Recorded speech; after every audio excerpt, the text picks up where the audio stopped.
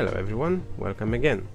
Today we are talking about another offer in the shop, another bundle, and today we have Desert KRUPP 38D, the German premium medium tank on tier 5. And if you look at the offer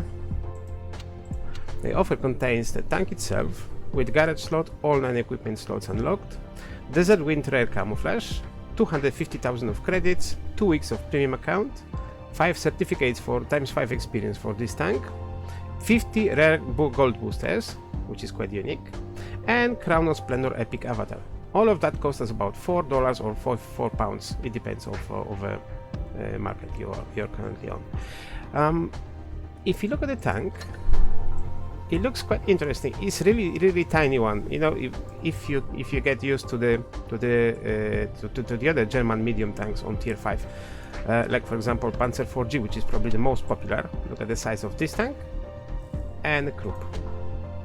It's like half or maybe just a little bit more than half of the other tank. It's really tiny, and if you look closer, it basically is a chassis of a Hetzer, tank destroyer Hetzer, which is really tiny one, and we got a VK turret on the top. That's pretty much it.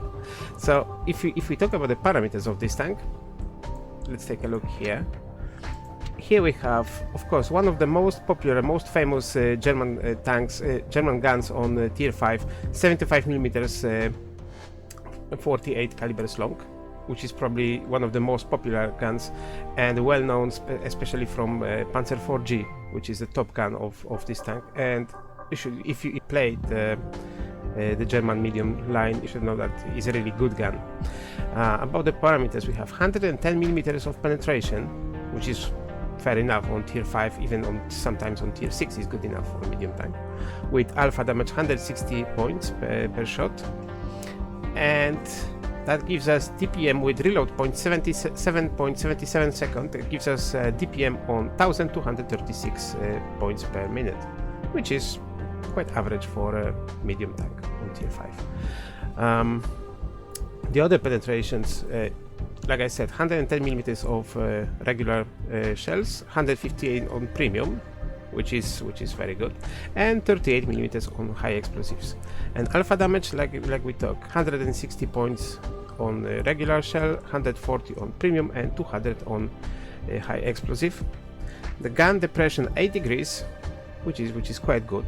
It's not like in American tanks, but 8 degrees is good enough for that medium tank. Elevation 20 degrees, and aiming time 4.2 is quite good because, like I said, if you get used to the German medium tanks, you know that aiming of this gun maybe is not the quickest one, but is good enough. Dispersion 0.32. This is quite accurate gun. That's for sure. This is one of the most accurate guns in the game. I mean, on this tier. About the other parameters, another very important is the speed. Here we have 18.3 tons on this vehicle and engine power 300 horsepower, and all of that gives us a power to weight ratio on 16.3 horsepower per ton, which is maybe not the best, but it's not bad. This tank has a very good parameters on ground resistance, so that's an advantage of it. But it's not the fastest tank, but it's not the slowest tank as well. As you can see, top speed is 40 km per hour with average 32. But like I said, it's a bit slow starter. Maybe you know that power to weight ratio is not fantastic, and it's a slow starter and quite difficult. And it takes a while to get to the average speed, but it gets there, and it can maintain that speed. To give you a better picture of those parameters, I will try to compare this tank with the other German medium tanks that we have in the game. So here we have all those 3 tanks compared. The KRUPP, in the first row we have KRUPP 38D that we talk about today. The second row is T25, another German medium premium tank on tier 5, and the third row is the most popular medium tank on tier 5, German Panzer IV-G. As you can see, according to the gun, we have exactly the same parameters, except the reload on Panzer IV and KRUPP 38D. We have slightly difference because we have 6.82 versus 6.74 on Panzer IV, which is less than 0.1 difference between those tanks, and that makes a difference in DPM 1407 versus 1425, about 20 points of DPM difference. That's it. All the other parameters are exactly the same. Penetration on T25 is slightly higher, 116, not 110, because T25 has a different gun. It doesn't have 75mm gun installed. Another things, weapon handling, exactly pretty much the same situation. 1.9 versus 208. Again, not really significant difference between the aiming time. Dispersion 0.308 versus 0.335.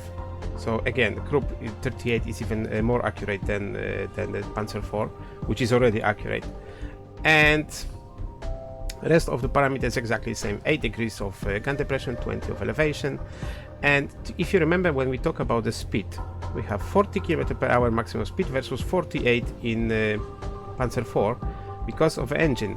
In Panzer IV we have engine with 410 horsepower. Here we have only 300 horsepower.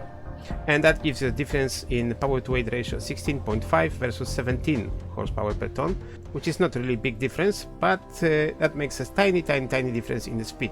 And like I said, KRUPP 38 is not the fastest tank, is quite slow, and is a pretty slow starter just because of that.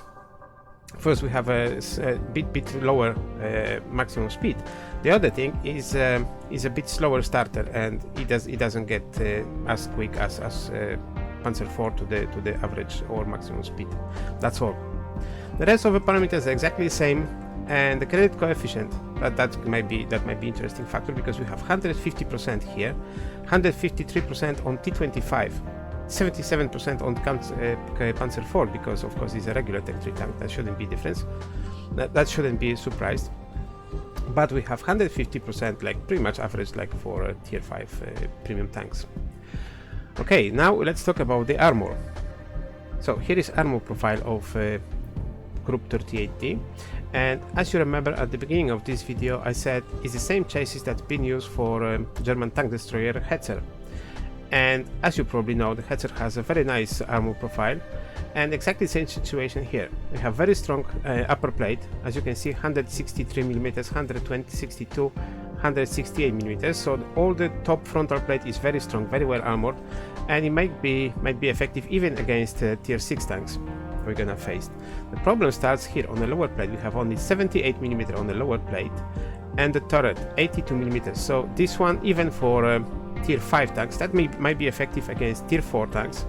You know, the small caliber tank guns, they're gonna be, this armor gonna be effective, but tier 5 and tier 6 gonna penetrate that. So the benefit from that is that the turret is quite small, so it won't be, if you stay in the move, it might be difficult to penetrate, to aim on this area. But the armor is pretty much the same situation like if Panzer V4, for example, when you have a well armored chassis and the completely weak turret. Exactly the same situation here. If you look at the side armor, we have 34mm, 41mm on the lower part of the armor. So all the side is very weak. And the same situation on the back. We have 15mm on the back. So here every single high explosive shell gonna get like in the battle. 39mm, and we have 32mm. So here this is really dangerous area, and 15mm that could be penetrated even by tier 2. So I got to be very careful. That's it. So what we have here is a quite nice gun, very accurate, with a good gun depression, good penetration, and a pretty good alpha damage on maybe not the slowest one, but pretty slow platform, and average armor, especially frontal armor. So how to play this tank? Basically the best way would be to use the same like Panzer IV, for example. If you used to play German Panzer IV, you should know how to use this tank. If not, the best way is to hold down, because you're supposed to cover the lower part of your hull. That's the key. And the frontal armor is quite strong, so you're gonna bounce a lot of that. You have to be careful with the turret, of course. So using the gun depression on uneven terrain, just to avoid being shot on the turret, that's another good idea. And of course it depends which tier you play against. If you play against tier 4 or 5, you can push a bit more, you can be more aggressive, because of course, like I said, the armor, your armor is supposed to sustain much more hits than on the higher tiers. Most of the tanks on the lower tiers, they still have low caliber guns, so gonna be quite difficult to penetrate your armor. If you play against tier 6 or the stronger tier 5 tanks, you're supposed to rather stay on the back of the line, just using your deadly gun and deal damage, help your team of by dealing the damage to the enemy tanks. And that's it. That's pretty much it. If I would recommend this offer, yes, I will, because look, for $5, $5 is like pretty much amount of 2,000 of gold in the shop. So if you, for $5, we have a premium tank on tier 5, we have 2 weeks of premium account, and we have 50 rare gold boosters. The gold boosters, I don't know if you're aware how it works, because the gold booster for, let's try to explain. If you play on tier 10 tank and you win the game, you're getting 20 pieces of gold for that, for using one gold booster. If you lost this game, you're getting only 10, just because you the first part of this amount depends of a tier that you play. If you play on tier 10, you're getting 10 gold boosters. It doesn't matter if you win or lose. If you win the game, you're getting additional 10.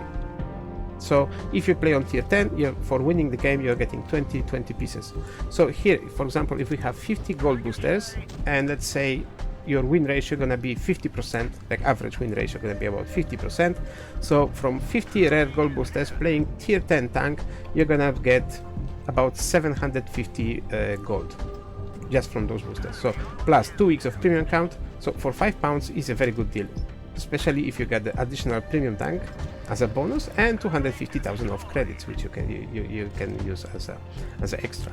So yes, I would recommend this one, because in the same price, like we talked about T25 before, when we compared those tanks. In a special offer, I remember T25 was for 1,500 of gold, so pretty much the same, about $4 or $5 price. So yes, I would recommend KRUPP 38D. If you think about all those bits in a bundle, yes, this is a very good offer. And that's it for today. Thanks everyone for watching. I hope you enjoy it, and I hope I give you some useful information about this tank. Of course, if you like my materials, you can subscribe to the channel and stay tuned for incoming videos.